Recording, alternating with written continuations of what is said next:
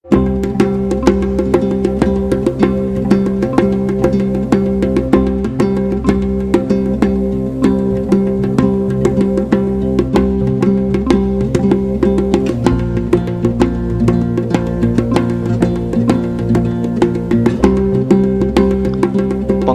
taknin ahkam. Secara etimologis, kata taknin merupakan bentuk masdar dari konana, yang berarti membentuk undang-undang. Kata ini merupakan serapan dari bahasa Romawi, namun ada juga yang berpendapat berasal dari bahasa Persia. Seakar dengan taknin adalah kata konun, yang berarti ukuran segala sesuatu dan juga berarti jalan atau cara.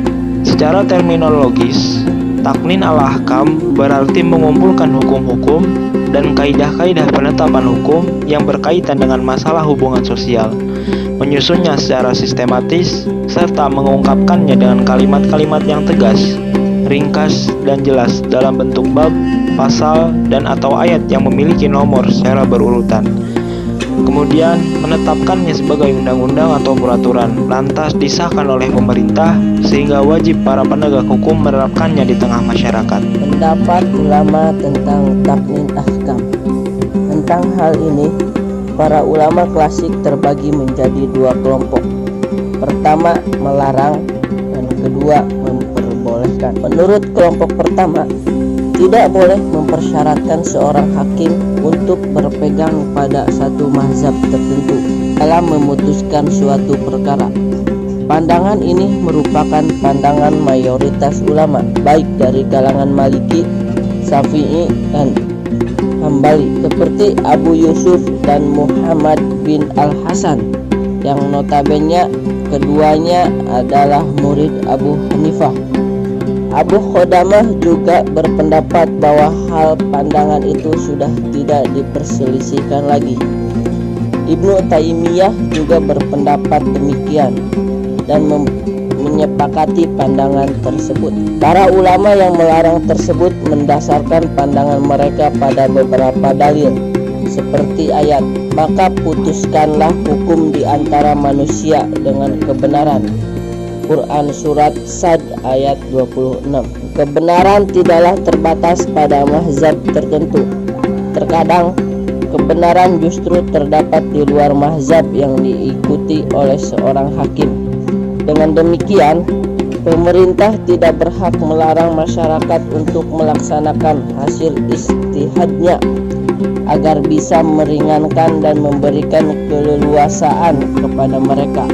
Karena itulah Umar bin Abdul Aziz pernah berkata, "Aku kurang senang jika para sahabat Rasulullah SAW tidak berbeda pendapat. Hal itu jika mereka bersepakat atas suatu pendapat. Maka jika ada seseorang yang berbeda dengan pendapat itu, maka orang itu pun bisa dianggap tersesat. Namun jika mereka berbeda pendapat, maka orang pun bisa mengambil salah satu pendapat dan orang yang lain mengambil pendapat yang lain pula. Dengan demikian terdapat keleluasaan untuk memilih. Sedangkan menurut kubu kedua, penguasa boleh mewajibkan kepada para hakim atau aparat penegak hukum untuk memutuskan suatu perkara dengan satu mazhab tertentu. Pandangan ini dipegang oleh Abu Hanifah yang kemudian tidak disetujui oleh kedua muridnya. Seperti yang diungkapkan di atas, Abu Hanifah beralasan wewenang untuk mengadili dibatasi oleh waktu, tempat, dan diberikan kepada orang tertentu pula. Jika penguasa mengangkat seseorang sebagai hakim, maka jabatan itu dibatasi pada waktu, tempat, atau masyarakat tertentu. Hal ini karena orang tersebut adalah bertugas sebagai wakil penguasa. Jika penguasa melarang hakim untuk memutuskan perkara berdasarkan berbagai mazhab yang ada, maka hakim pun tidak boleh melakukannya. Ia hanya boleh memutuskan berdasarkan kitab undang yang telah disahkan penguasa. Sejarah taknin ahkam dalam Islam. Sebagaimana diketahui oleh sejarah, Nabi Muhammad pernah menetapkan piagam Madinah yang mengatur kehidupan masyarakat, baik antar sesama muslim maupun dengan non-muslim. Piagam Madinah tersebut merupakan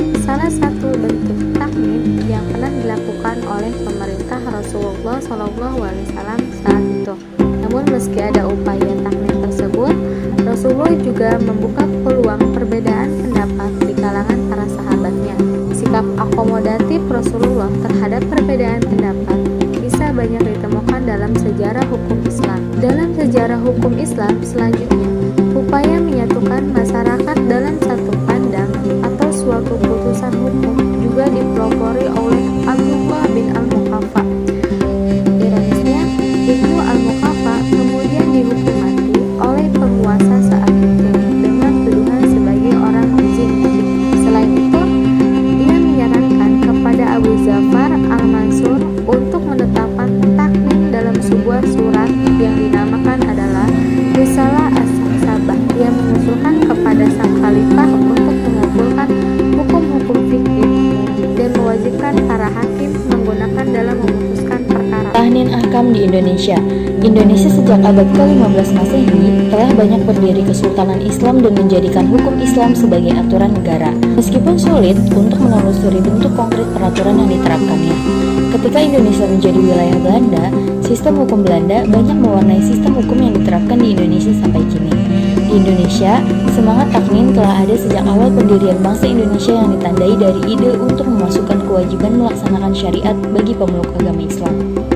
Di era Orde Baru, sebagian dari hukum Islam diakomodasi oleh pemerintah dengan lahirnya undang-undang perkawinan, peraturan pemerintah tentang wakaf, undang-undang peradilan agama, dan kompilasi hukum Islam. Di era reformasi, semangat taknin al-ahkam semakin besar, semakin baik melalui undang-undang maupun melalui peraturan daerah, dan hasilnya beberapa undang-undang maupun peraturan daerah